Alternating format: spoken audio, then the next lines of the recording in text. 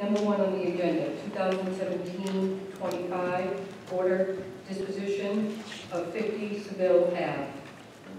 Thank you. The chair recognizes the mayor's representative, Mr. Walker. And thank you, Mr. President. Just briefly, if I may, before reference to the committee, just to give a little background on the first two items on the agenda, which are somewhat related.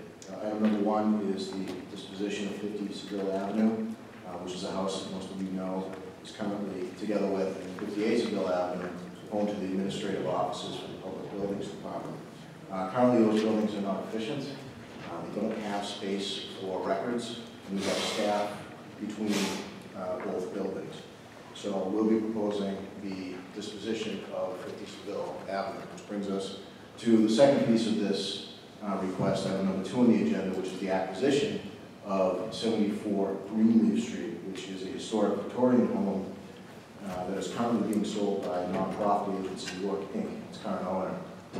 We've been offered first dibs, so to speak, on this property from the nonprofit agency before it goes out to market. The mayor is proposing to preserve this building, which is on the National Register of Historic Places, and have moved public buildings into this facility. The site is zoned Residence B and is up to about 16,000 square feet total space. So if it does hit the open market, it's a very good chance there'll be a pretty substantial housing development on that site. Funding for this request will come from the capital assets account, which is existing.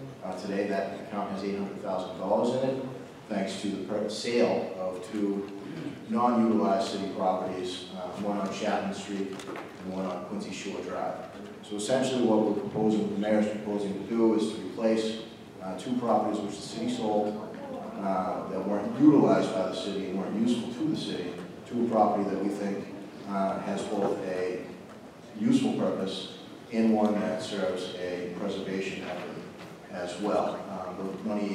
Those monies in the capital asset accounts are specifically for public buildings that cannot drop into the general fund, cannot be used for anything else but for public buildings. So that's the basics on those 2 properties, and we look forward to having further discussion.